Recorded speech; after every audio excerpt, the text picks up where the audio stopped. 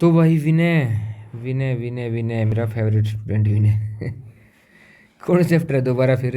Three dimension geometry. Three dimension कहाँ गया mark करने वाला? ठीक है, थ्री डायमेंशन जियोमेट्री। कुछ नहीं है भाई, बहुत ज़्यादा आसान है। हमने अभी अभी थोड़ी देर पहले तो ये समझ लेते हैं कि थ्री डायमेंशन का क्या मतलब है। ये रिप्रेजेंटेशन है कि अगर मैं इसको एक्स एक्सिस है और इसको क्या वाई एक्सिस और इसको क्या दिखाऊं जेड एक्सिस शो करूं। ये क्या है बिना हमारा एक्स एक्सिस, ये क्या है वाई एक्सिस और ये क्या है जेड एक्सिस। ये तीनों किस पे हैं एक दूसरे के साथ? में सारे के सारे वेक्टर परपेंडिकुलर हैं। किस में है? हर एक वेक्टर परपेंडिकुलर है सारे सारे एक्सिस। इसने कहा कि जनरली हमारे वेक्टर ये लाइनें जाती हैं विनय।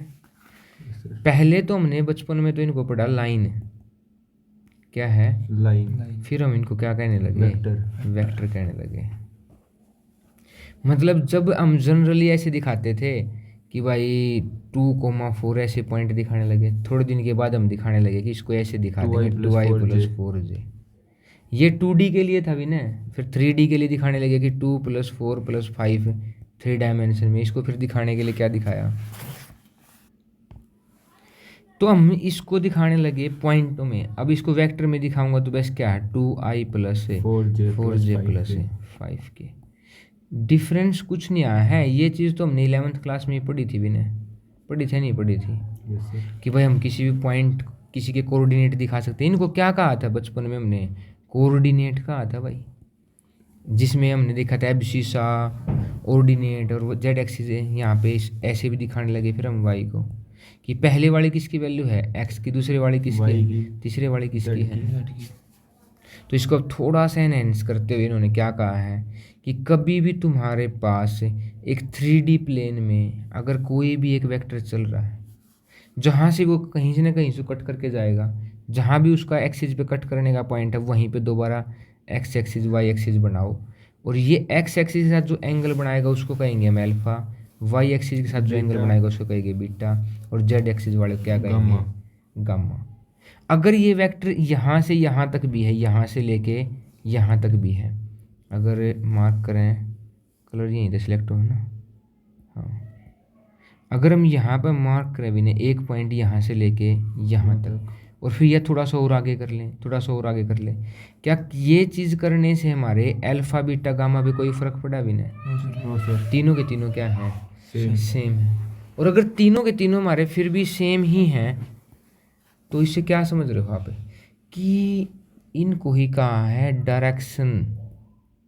डायरेक्शन है ना ये वेक्टर की क्या है? और इनके ऊपर अगर हम कोस लगा दें, मतलब इनको कह दें कोस अल्फा और कोस बीटा और कोस गामा, तो इनका नाम रख दिया जी डायरेक्शन है कोसाइन।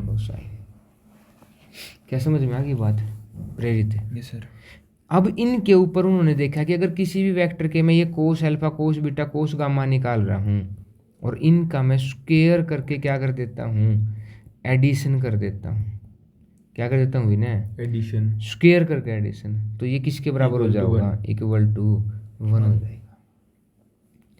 फिर इन्होंने एक चीज़ और कही कि इस कोस एल को क्या कोस अल्फा क्या कह दिया? एल। इसको क्या कह दिया? इसको क्या कह दिया? और इनको भी ऐसे अगर मैं सेम बात वही होगी, जब ये यही हैं तो ये किसके बराबर होंगे? और ये क्या है विनय? हमारे डायरेक्शन कोसाइन। क्या है? Direction cosine. तो डायरेक्शन कोसाइन क्या है दोबारा एक बार और समझ लेते हैं कि अगर कभी भी हमारे पास ऐसे कोई 3 डायमेंशन हो, उसके ऊपर एक वेक्टर हो ओ ए, तो इसका एक्स एक्सिस से जो एंगल है अल्फा, वाई एक्सिस से जो एंगल है बीटा, जेड एक्सिस से जो एंगल है गामा, अगर हम उनको कोस में पुट कर दें कोस अल्फा कोस बीटा और कोस गामा, इन तीनों को क्या कहेंगे? हमें डायरेक्शन कोसाइन कहेंगे। क्या कहेंगे इन तीनों को? Direction cosine. कोसाइन की शॉर्ट फॉर्म क्या होती है? कोस होती है। अब यहाँ पे एक ज़बरदस्त वाली बात क्या है? वो है डायरेक्शन रेशो। क्या है विनय? Direction ratio. अगर मैं कभी भी डायरेक्शन कोसाइन को किसको? डायरेक्शन कोसाइन किसी भी एक लैम्डा से मल्टीप्लाई कर दूं, लैम्डा का मतलब है कुछ भी नंबर, लैम्डा का मतलब है कुछ भी नंबर, तो ये जो चीज़ है ना, ये चीज़ डायरेक्शन रेशियो हो जाएगी। अगर कभी भी मैं किसी भी मतलब कोई भी डायरेक्शन कोसाइन है तुम्हारे पास, सबके अलग अलग हो सकते हैं। Yes sir. अगर उसको मैं किसी भी नंबर मतलब किसी भी नंबर से कांस्टेंट होना चाहिए, पर वो मतलब 1 है तो फिर वो direction cosine same to same रह जाएंगे। लेकिन अगर कुछ से भी और कुछ भी मल्टीप्लाई कर दो तो क्या बदल जाएगा वो डायरेक्शन रेशियो। और फिर इनको हम दिखाने कैसे लगेंगे, ए बी सी से। समझ में आ गई बात? Yes sir. और जब मैं ये आपको कह रहा हूँ कि ए बी सी से क्या दिखाए जाएंगे, डायरेक्शन रेशियो, और एल एम एन से क्या दिखाए जाएंगे, डायरेक्शन कोसाइन। मैंने कहा कि डायरेक्शन रेशियो कोसाइन को मैं किसी लैम्डा से मल्टीप्लाई कर देता हूँ, लैम्डा कोई भी नंबर से, और डायरेक्शन रेशियो बदल जाएगा। या फिर मैं ये कह दूँ कि मैं ए बी सी को एक उस लैम्डा से डिवाइड कर दूँ जिससे मल्टीप्लाई किया था। वो निकालेंगे कैसे? वो निकलता है ऐसे, under root a square plus b square plus c square. Prerit अगर मैं किसी भी डायरेक्शन कोसाइन को उनका मैग्नीट्यूड निकाल, डायरेक्शन रेशियो का मैग्नीट्यूड निकाल के डिवाइड कर देता हूँ तो वो किस में कन्वर्ट हो जाएंगे, डायरेक्ट यूनिट वेक्टर में। और यूनिट वेक्टर के कोफिशिएंट क्या कहलाते हैं? अगर मैं एक यूनिट वेक्टर लिखूँ तो यूनिट वेक्टर हम ऐसे लिखते हैं, और एक नॉर्मल वेक्टर लिखूँ तो वो कैसे लिखते हैं, ए आई plus b j plus c के। नॉर्मल वेक्टर के जो एक कोफिशिएंट है ये तो है डायरेक्शन रेशियो, और इसके कोफिशिएंट यूनिट वेक्टर कोफिशिएंट क्या कहलाएंगे प्रेरित, डायरेक्शन कोसाइन। तो विनय यूनिट वेक्टर, नॉर्मल वेक्टर को यूनिट वेक्टर में कैसे कन्वर्ट करते हैं, लैम्डा से डिवाइड करते नहीं मल्टीप्लाई करते यूनिट वेक्टर को ना, उसमें नॉर्मल वेक्टर को यूनिट वेक्टर में कैसे कन्वर्ट करते हैं, वेक्टर अपॉन उसका मैग्नीट्यूड, वेक्टर अपॉन उसका मैग्नीट्यूड। तो ए आई एक वेक्टर है plus b j plus c k, तो इसका मैग्नीट्यूड कितना है Vinay, under root a square plus b square plus c square. मैं इसको थोड़ा सा लिखने का तरीका और चेंज कर सकता हूँ क्या, कि a i upon under root a square plus b square plus c square plus b j upon under root a square plus b square plus c square plus c k upon under root a square plus b square plus c square. ये कौन सा vector है विनय, ये एक unit vector है, और unit vector को लिखने का तरीका यही होता है भाई विनय। Yes sir. और अगर यही है तो मैं कंपेयर कर लूँगा, यहाँ पे आई का कोफिशिएंट कितना है एल, तो एल कितना हो गया, ऊपर कितना है under root a upon under root a square plus b square plus c square. अगर ऐसे ही एम निकालूंगा तो वो क्या आ गया, b upon a square plus b square plus c square. और अगर मैं ऐसे ही एन निकालूंगा तो वो कितना आ जाएगा, c upon under root a square plus b square plus c square. ये हमारी जी पहली एक्सरसाइज है पूरी की पूरी, देख लो बेशक। क्या कहा इसने, किसने कहा है पहले एग्जाम्पल में, if a line makes angle 90 degree with x axis, 60 degree with y axis, 30 degree with z axis. तो जी कोस अल्फा मतलब कोस 90 हमारा क्या हो जाता है एल, कोस बीटा मतलब कोस 60 क्या हो जाता है एम, और कोस गामा मतलब कोस 30 क्या हो जाएगा एन। कोस 90 0, कोस 60 1/2, कोस 30 √3/2। और ये हमारे तीनों क्या हैं, डायरेक्शन है कोसाइन। क्या है तीनों के तीनों हमारे डायरेक्शन कोसाइन। सिंपल सी बात है। Yes sir. ठीक है जी। अगला क्वेश्चन देखो, इसने कहा डायरेक्शन रेशियो दे दिए, अभी तो मैंने लिखा है ये देखो अभी थोड़ी देर पहले ही, तो ये क्या है हमारे, ये इधर वाली जो ए बी सी हैं ये तो डायरेक्शन रेशियो है, और इनको इनके मैग्नीट्यूड से ये under root a square plus b square से डिवाइड कर दूंगा तो किस में कन्वर्ट हो जाएंगे, तो जी ये रहा एग्जाम्पल देखो same.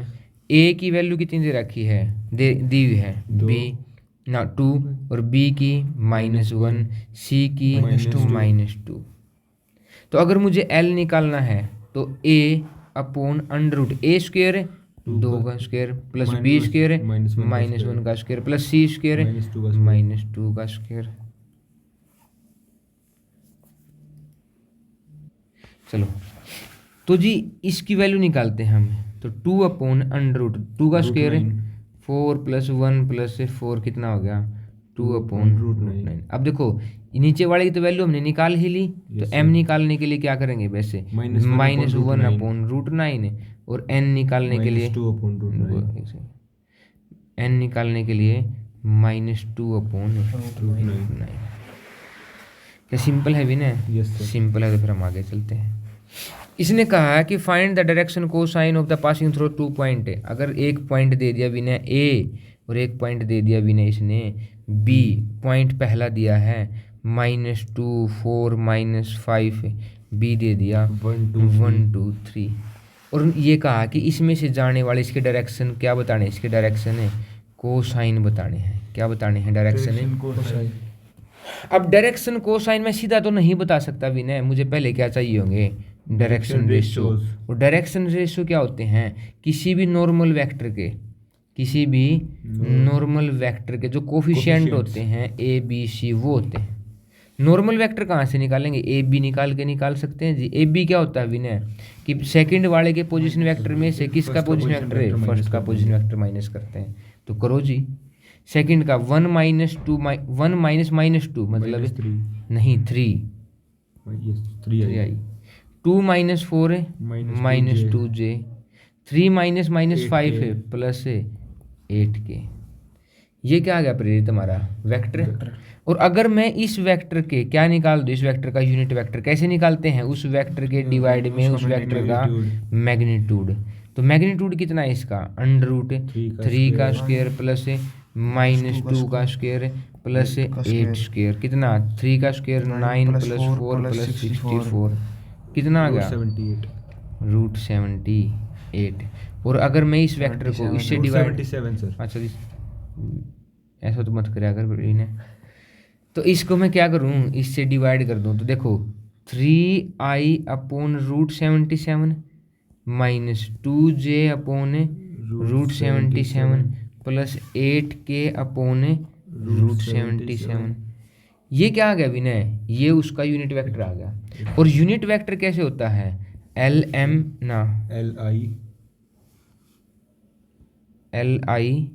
li plus mj plus nk। तो l कितना है हमारा? l है 3 अपॉन √77, m कितना है? -2 अपॉन रूट, और n कितना है प्रेरित? 8 अपॉन √77। तो क्या समझ में आया कि इसने कहा कि 2 पॉइंटों से पास हो रहा है। पहले तो हमने वो वेक्टर बनाया, वेक्टर से किस में कन्वर्ट किया? यूनिट वेक्टर से। और यूनिट वेक्टर के कोफिशिएंट क्या होते हैं? डायरेक्शन है कोसाइन। तो क्या प्रेरित यहाँ तक की बात सही है? Yes sir. तो जी इस एक्सरसाइज में आपसे यही पूछेगा बार बार, direction ratio direction cosine, direction ratio direction cosine. तो डायरेक्शन रेशो नॉर्मल वेक्टर के कोफिशिएंट है, डायरेक्शन कोसाइन यूनिट वेक्टर के कोफिशिएंट। तो प्रेरित सही है? सही है। तो जी हम आगे चलते हैं। देखो फिर 3 डायमेंशन की सबसे बेस्ट जो चीज़ मुझे लगती है ना, कि जिस बच्चे ने वेक्टर सही से सीख लिया और साथ में फॉर्मूला याद कर लिया, भाई नंबर ही नहीं कटेगा, गारंटी है इस बात की।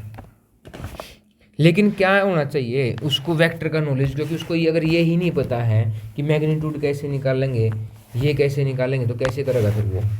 कितना ही जोर लगा ले, कर ही नहीं सकता। Yes sir. तो चलो जी निकालते हैं फिर।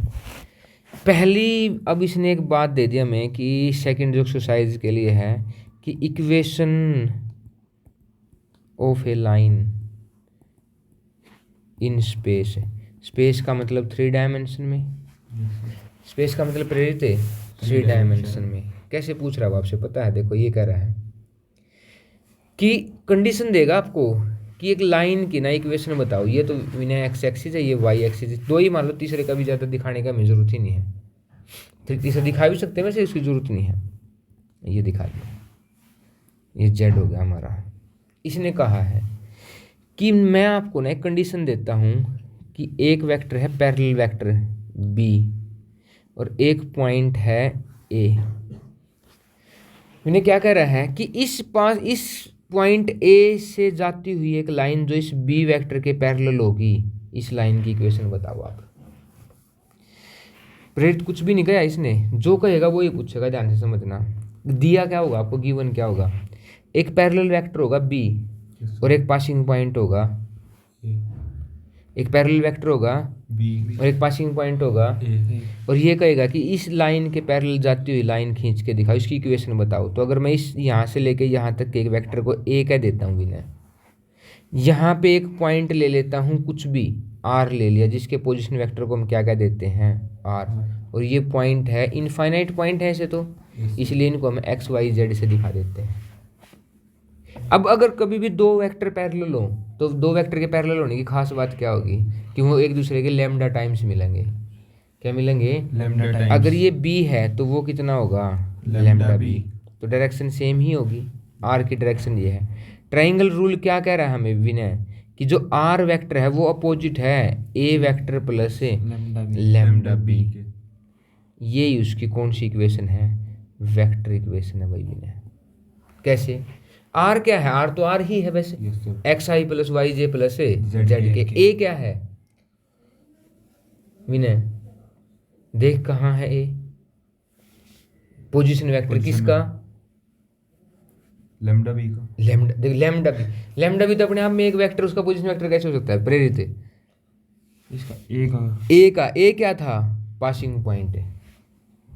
तो जो पासिंग पॉइंट दिया होगा उसका पोजीशन वेक्टर ए है, जो आपको पैरेलल वेक्टर दिया होगा वो लैम्डा के मल्टीप्लाई में लिखना है। जो पासिंग पॉइंट होगा उसका पोजीशन वेक्टर क्या होगा, हम ए लिखेंगे, और जो पासिंग पैरेलल वेक्टर होगा उसको क्या लिखेंगे, लैम्डा के टाइम्स लिख के प्लस कर देंगे। प्लस भी नहीं करना, बस दिखाना है, ऐसे पुट करना है बस, इतना ही क्या है बस हमारा, ये इसकी इक्वेशन है। ये कौन सी थी, वेक्टर। अगर मैं इसी चीज़ को कार्टेशियन इक्वेशन में लिखना चाहूँ, मतलब नॉन वेक्टर फॉर्म में लिखना चाहूँ, तो x वेरिएबल दिखाएगा बहुत सारे, माइनस में से ये x1 क्या होगा, पासिंग पॉइंट के x की वैल्यू, और नीचे क्या होगा a बराबर y minus y one upon b और z minus z one upon c. ये a b c क्या होंगे, ये डायरेक्शन रेशियो होंगे किसके, पैरेलल वेक्टर के, जो पैरेलल वेक्टर b दिया है ना वो, और जो ये x1 y1 z1 है ना, जो x1 नहीं कुछ भी बिना, तो कुछ बिना डायरेक्शन कोसाइन, और x1 y1 z1 ये पासिंग पॉइंट है। कहा नहीं है उसने कि मैं पासिंग पॉइंट दूंगा मैं आपको, यस सर। तो ये क्या है, थोड़ी देर से पहले से हम लगातार सुन रहे थे कि भाई डायरेक्शन कोसाइन है, डायरेक्शन रेशियो, तो डायरेक्शन रेशियो तो पूछ लेना, फिर डायरेक्शन कोसाइन। बहुत बढ़िया विनय, बहुत बढ़िया, पूरी मेहनत करा ना तो ठीक है, सही में आगे समझ में। Yes sir. आगे तो फिर देखो क्वेश्चन देखते हैं क्या कहा इसने इस क्वेश्चन में, थोड़ा सा जूम कि find the vector and the Cartesian equation A line passing through, मतलब पासिंग पॉइंट दिया बिना लिखना हमेशा 5 2 -4, और पैरेलल वेक्टर दिया है कितना 3i प्लस 2j माइनस 8 के। आपकी वेक्टर फॉर्म कौन सी है Vinay, r is equal to a plus lambda b. A क्या था विनय, दोबारा बता दे, पोजीशन वेक्टर किसका, ए का। ए का मतलब पासिंग पॉइंट का। तो कितना हो जाएगा 5i प्लस 2j माइनस 4 के प्लस लैम्डा कितना हो जाएगा 3i प्लस 2j, ये पैरेलल वेक्टर माइनस 8 के। बस फिर हमारी कार्टेशियन इक्वेशन क्या थी इन्हें, x minus x1 upon a is equal to y minus y1 upon b is equal to z minus z1 upon c। तो ये x माइनस x1 क्या, पासिंग पॉइंट कितना था 5 अपॉन a कितना था, i का कोफिशिएंट 3। ये देखो ये है ना यहाँ पे पैरेलल वेक्टर, तो i का कोफिशिएंट a होता है, j का कोफिशिएंट b होता है, i का कोफिशिएंट a होता है b और c, और ये क्या हमारे पासिंग पॉइंट दे ही रखे हैं। तो y माइनस भी ना, y1 कितना है 2 अपॉन b की वैल्यू कितनी है 2, z माइनस z1 कितना है -4, माइनस से प्लस का 4 अपॉन -8। बहुत बढ़िया भी नहीं, बस सिंपल सी बात है।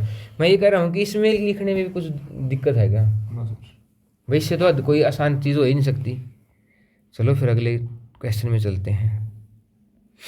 अब इसने ये कह दिया भी ना, यहाँ से थोड़ा ध्यान से समझाता हूँ मैं आपको।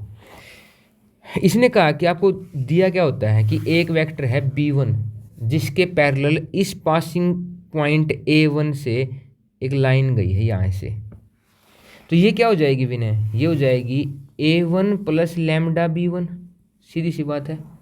अब ये भी प्रेरित लिखिए भाई कार्टेशियन वेक्टर इक्वेशन की A प्लस लैम्डा B। दूसरी कंडीशन इसने दी है विनय कि अगर एक वेक्टर है पासिंग वेक्टर B2 और दूसरा एक वेक्टर है जिसका पोजीशन वेक्टर है A2, इसमें से जाने वाली लाइन क्या कहलाएगी, A2 प्लस लैम्डा की जगह हम म्यू यूज कर लेते हैं B2। क्या यहाँ तक की बात समझ में आ गई? ये B2 पैरेलल वेक्टर है, यहाँ पे B1 पैरेलल वेक्टर है, और इन दोनों के बीच में आपको वैल्यू निकालनी है एंगल। तो मतलब एक लाइन तो ये है, एक लाइन ये है, तो ये एंगल थीटा निकालना प्रेरित है। क्या यहाँ तक की बात समझ में आ गई भाई? अब ये बताओ, ये जो लाइन है, ये जो A1 प्लस लैम्डा B1, ये B1 के पैरेलल है, तो ये एंगल थीटा है, तो ये भी एंगल कितना है, क्योंकि कोरस्पोंडिंग है। और ये B2 इस गिवन लाइन के वेक्टर पैरेलल है, तो ये थीटा, तो ये भी कितना है, तो मतलब अगर हम लाइनों के बीच में एंगल निकालने की बजाय सीधा इन पैरेलल वेक्टर के बीच में पैरेलल जो वेक्टर गिवन है उनके बीच में अगर एंगल निकाल दें तो हमारा एंगल ही तो निकल गया प्रेरित। सही बात है, सही बात है। तो फिर हमने देखा था कि अगर कभी भी दो वेक्टर का अगर B1 और B2 दो पैरेलल वेक्टर दे दिए, अगर उनका डॉट प्रोडक्ट करके हम उनके मैग्नीट्यूड से क्या कर दें, उनको डिवाइड, तो किसका फॉर्मूला था, ये भी ने पिछले चैप्टर में भी पढ़ा था, बहुत बढ़िया, भी ने का याद मिल गया यार, कोस थीटा। क्या है, कोस थीटा। और B1 डॉट B2, अगर देखो सिंपल सी बात है, अगर मैं B1 वेक्टर को ऐसे दिखाता हूँ, कैसे, A1 I plus B1 J plus C1 K, और B2 वेक्टर को ऐसे दिखाता हूँ विनय, A2 I plus B2 J plus C2 K। अब यहाँ पे देखो इस B1 को थोड़ा सा इग्नोर करना, मैं इसको थोड़ा, ये वेक्टर है पूरा, और ये क्या है विनय, डायरेक्शन रेशो, डायरेक्शन कोस है, डायरेक्शन रेशो है ये सारे। Yes sir. और अगर मैं इस B1 वेक्टर का B2 वेक्टर के साथ डॉट प्रोडक्ट सोल्व करूं तो विनय देख, I की I से मतलब कि A1 A2 plus B1 B2 plus C1 C2। और अगर मैं तेरे से पूछूं कि B1 वेक्टर का मैग्नीट्यूड निकाल, तो कैसे निकालेगा, A1 का स्क्वायर प्लस B1 का स्क्वायर प्लस C1 का स्क्वायर। और अगर मैं B2 का वेक्टर निकालने की कोशिश करूं तो क्या हो जाएगा, A2 का स्क्वायर प्लस B2 का स्क्वायर प्लस C2 का स्क्वायर। और अगर फॉर्मूले में पुट कर दूं तो फॉर्मूला कोस थीटा का फॉर्मूला क्या बन गया, डॉट प्रोडक्ट क्या निकाला था अभी हमने, A1 A2 plus B1 B2 plus C1 C2 के डिवाइड में अंडर रूट A1 का स्क्वायर प्लस B1 का स्क्वायर प्लस C1 का स्क्वायर अंडर रूट A2 का स्क्वायर प्लस B2 का स्क्वायर प्लस C2 का स्क्वायर।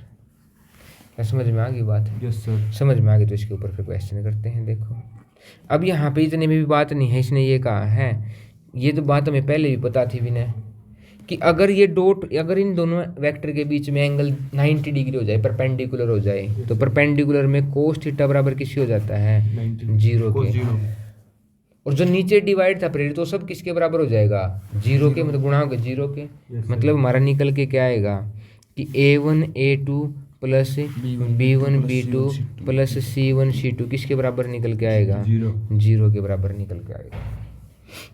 क्या क्लियर है? बिल्कुल यस सर, क्लियर है। फिर इसने एक बात और कह दी प्रेरित है, वो क्या है कि अगर कभी भी दो लाइनें क्या हो एक दूसरे के पैरेलल हो, तो उसकी कंडीशन है A1 upon A2 is equal to B1 upon B2 is equal to C1 upon C2। ये तो कहाँ भी करते थे, हमें 10th क्लास में पढ़ते थे, वैसे वहाँ पे यहाँ क्या होता था, नॉट इक्वल का निशान होता था।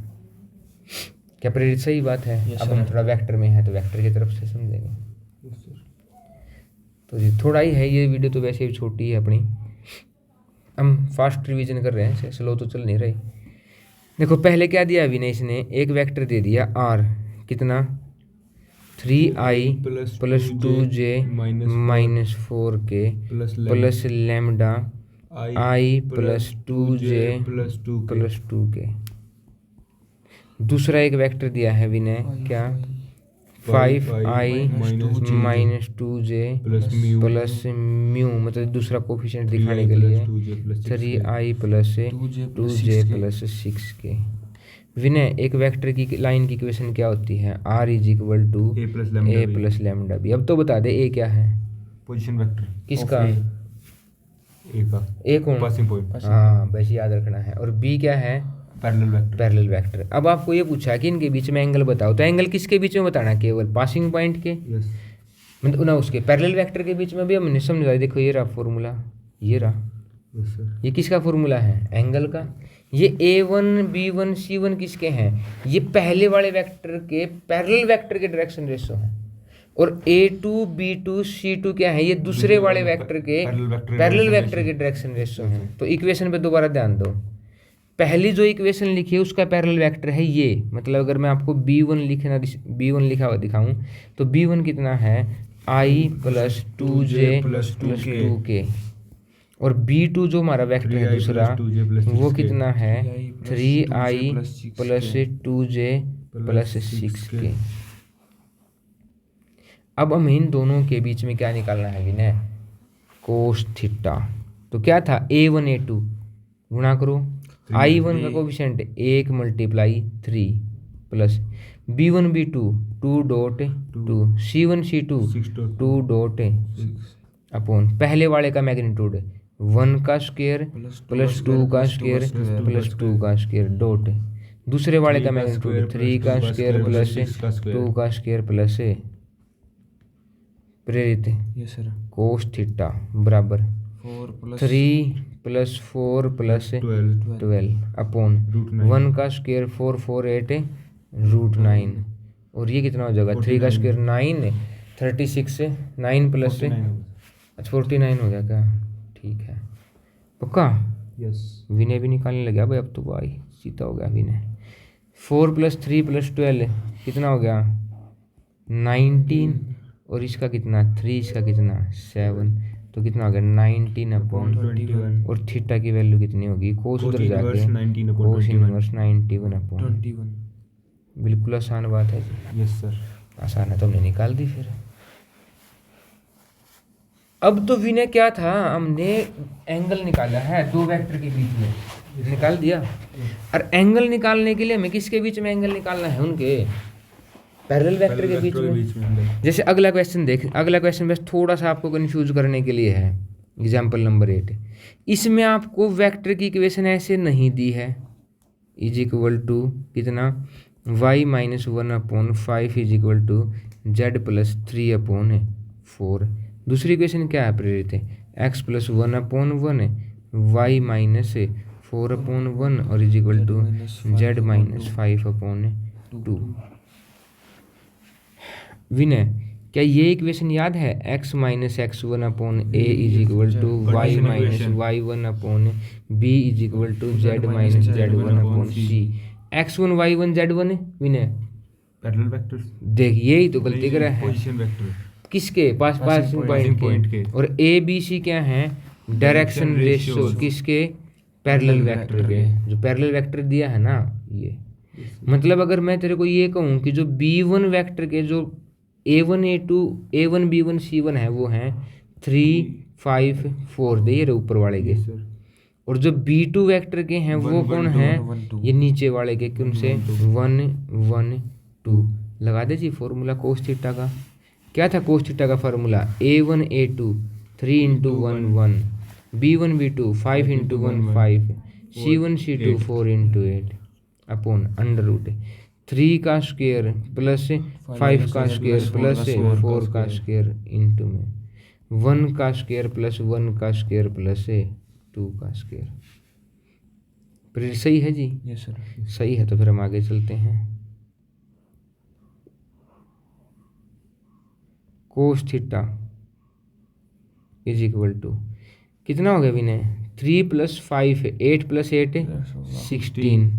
ये कितना हो जाता है विनय? √15। और ये कितना हो जाएगा? 4 प्लस 2 6। और थीटा इज इक्वल टू कितना होगा? 60 कोस इनवर्स, यही तो होगा विनय √300 भी लिख सकते हैं और 300 को 16 भी कर सकते हैं, 10√3 भी लिख सकते हैं। 10√3 भी तो लिख सकते हैं। Yes sir. कर दिया हमने। क्या सही बात है यहाँ तक? Yes sir. अगर विनय ये बात पता हो कि किसको पोजीशन वेक्टर, अभी तक तो बेचारे इतने शरीफ हैं कि वो कुछ कंफ्यूजिंग दे ही नहीं रहे आपको। अब यही ना, अगर आर हर बार मैं आपसे ये पूछूं कि R = A plus lambda b, ये ए क्या है, फिर कह दे है पता नहीं कुछ, वो कह दे है कि इसका नाम ये है। ए क्या है? Position vector. किसका? पासिंग पॉइंट्स का। हाँ प्रेरित सारा तो ये बता दे, ये क्या करेगा फिर? ठीक है, इतना करने के बाद फिर ये देख 10 बार तो तेरे से वीडियो में पूछ लिया कि ए क्या है, बी क्या है विनय? Parallel vector. किसका? क्या कंडीशन दी जावा है कि अगर एक पॉइंट पासिंग पॉइंट मिलेगा, एक पैरेलल वेक्टर मिलेगा, इसके पैरेलल में से जाने वाली लाइन की इक्वेशन बतानी है ये, और इस लाइन की इक्वेशन ने कहा कर है A प्लस लैम्डा बी। समझ में आ गई प्रेरित है? ठीक है, आगे तो फिर हम आगे चलते हैं। देखो अब इसने लिखा है कि distance between skew lines, distance between skew lines. अब देखो स्क्यू लाइन्स का मतलब क्या होता है? एक तो ये लाइन है और एक ये लाइन है, दोनों क्या हैं? स्क्यू नहीं है, एक ही प्लेन में है। ठीक है, लेकिन अगर एक लाइन ऐसे जा रही हो और एक लाइन इसको ऊपर से ऐसे कहीं से क्रॉस करके जा रही हो, जैसे ये दिखा रखी इसने, मतलब प्लेन अलग अलग हैं। एक लाइन तो दीवार में खींच दे, एक लाइन फर्श पे खींच दे। ठीक है, एक तो कमरे की दीवार पे खींच दे, एक फर्श पे खींच दे, वो दोनों अलग अलग प्लेन में, वो कभी भी टच नहीं करेंगे एक दूसरे को। Yes. और उन लाइनों को कहते हैं हमें स्क्यू लाइंस कहते हैं। और उनमें एक पॉइंट आएगा जब वो सबसे कम दूरी पे होंगी एक दूसरे के लिए। क्या होंगी? सबसे कम दूरी पे। अब ये बताओ, जब दो लाइन है तो दो लाइन की equation A1 plus lambda B1 है और A2 प्लस लैम्डा नहीं, इसको हम म्यू से दिखाते हैं, क्या? Mu B2। ये एक लाइन की इक्वेशन R1, ये मान लो R2 या R से ही दिखा देते हैं हम दोनों को। मीना सही बात है? Yes sir. कि जी हमारे पास दो लाइन की इक्वेशन है, एक R = A plus lambda B1 है और एक है R = A plus mu B2। ठीक है, और इसने कहा कि इनके बीच में उस डिस्टेंस के लिए, देखो अब इसमें ना भाई, इसमें कोई भी माइक्रो कुछ नहीं कर सकता, सीधा से फॉर्मूला ही याद रखना पड़ेगा। क्या है फॉर्मूला? कि जो ये पास B1 का क्रॉस प्रोडक्ट किया तुमने B2 के साथ है, और इसको एक ब्रैकेट में दिखाया है, ये B1 B2 क्या है विनय, आप बता दे फिर। Parallel vector. हाँ, डॉट करना है। A2 माइनस A1 है, ये क्या है विनय? Position vector. किसके? पासिंग पॉइंट के। और नीचे क्या है? नीचे DST का मतलब ये लिखा है B1 क्रॉस B2 का मैग्नीट्यूड। टोटल का भी क्या लेना है प्रेरित? मैग्नीट्यूड लेना है आपको। टोटल का भी क्या लेना है भाई? मैग्नीट्यूड। ये क्या है? आपकी शॉर्टेस्ट डिस्टेंस का फॉर्मूला। कोई कुछ नहीं कर सकता प्रेरित, इसमें आपको करना ही पड़ेगा कि पहले जो पैरेलल वेक्टर उनके क्रॉस प्रोडक्ट करने पड़ेंगे। Yes sir. और जो उनके पासिंग पॉइंट थे उनका डिफरेंस निकालना पड़ेगा। उनका फिर क्या करना पड़ेगा? ऊपर है डॉट प्रोडक्ट, नीचे उस क्रॉस प्रोडक्ट के मैग्नीट्यूड से क्या करना पड़ेगा? डिवाइड। तब जाके जो आंसर आएगा वो हमारा क्या निकल के आएगा? शॉर्टेस्ट डिस्टेंस निकल के आएगा। कुछ रास्ता नहीं है इसका कि हम क्रॉस प्रोडक्ट के लिए क्या शॉर्टकट करें, उसके लिए क्या शॉर्टकट करें। एक और है कि अगर आपको ऐसी लाइन दे दे जो खुद में पैरेलल हो, क्या हो? खुद में पैरेलल हो, तो तब उनके बीच में जो डिस्टेंस निकालनी है, तब क्या है कि जो हमारा B1 का हमने B2 के साथ क्रॉस प्रोडक्ट किया था ना प्रेरित, अब वो नहीं करना है। अब केवल जो उनके पासिंग पॉइंट है उनका डिफरेंस निकाल के क्रॉस प्रोडक्ट सोल्व करना है। किसके साथ? B के साथ। और किससे डिवाइड कर देना है? Magnitude of B। प्रेरित सही बात है? सही बात है। तो जी इसको लास्ट रह गया हमारा, थोड़ा सा समझते हैं कि find the shortest distance between L1 and L2 whose equation, एक की ये दे दी दूसरे की। अब ये देख विनय, ये जो दोनों की ये बात है, ये पासिंग पॉइंट है, ये क्या है? दोनों का सेम है, अलग अलग है? अलग अलग है। पैरेलल वेक्टर भी क्या है? दोनों के अलग अलग है, डिफरेंट है। हाँ तो भाई विनय, ये दोनों वेक्टर अलग अलग दिए हैं, इनके बीच में आपसे शॉर्टेस्ट डिस्टेंस निकलवा दी। तो क्या फॉर्मूला शॉर्टेस्ट डिस्टेंस का? कि B1 का मैं B2 के साथ क्या करूं? क्रॉस प्रोडक्ट है। ये कौन सा है विनय? B1। ये कौन सा है नीचे वाला? B2। ऊपर वाला ये कौन सा है? A1। ये कौन सा है? तो देखो ये रहा A1 लिख रहे, देखो इन्होंने सिंपल ही लिखा है प्रेरित। A1 लिखा, B1 लिखा, A2 लिखा, B2 लिखा। क्या चाहिए मेरे को? A2 माइनस है, A1 निकाल लिया। क्या चाहिए? B1 क्रॉस से, B2 निकाल लिया। मुझे क्या चाहिए? मैग्नीट्यूड ऑफ B1 क्रॉस से, B2 और बस क्या किया? सबकी वैल्यू पुट कर दी। मतलब कुछ भी आपसे एक्स्ट्रा तो नहीं करवा रहे ना, फॉर्मूला और फॉर्मूला पुट। लेकिन अब फिर विनय ने भाई क्रॉस प्रोडक्ट भी सोल्व करना नहीं होगा तो फिर हम क्या कर सके? है नहीं विनय? सर कर सके तो गड़बड़ तो यस 100% कर सका है। क्रॉस प्रोडक्ट की प्रैक्टिस नहीं करेगा तो। अब ये देखें, यहाँ देखें, यहाँ आपको क्या दिए हैं? यहाँ आपको दो ऐसी लाइन दी जिनका बी सेम है। मतलब बी सेम होने से क्या होगा? दोनों किसी एक सेम वेक्टर के ही पैरेलल है। मतलब दोनों क्या हैं? पैरेलल लाइन है प्रेरित। क्या है? दोनों की दोनों पैरेलल लाइन। तो अब पैरेलल लाइन वाले की इक्वेशन क्या थी कि मैं उस बी वेक्टर जो पैरेलल वेक्टर दिया उसको एक बार ही लूँगा, वैसे उसका क्रॉस सोल्व करूँगा A2 माइनस A1 के साथ है। तो ये पहले वाला तो कौन सा है? A1। दूसरे वाला कौन सा है? A2। A2 माइनस A1 निकाला और उनका क्रॉस प्रोडक्ट किया और डिवाइड में किसका मैग्नीट्यूड कर रखा है प्रेरित? B का बी का। हो गया खत्म बात। ठीक है, यस सर। चलो जी, जब ठीक है तो फिर हम भी ठीक है करके ख़त्म करते हैं बात को।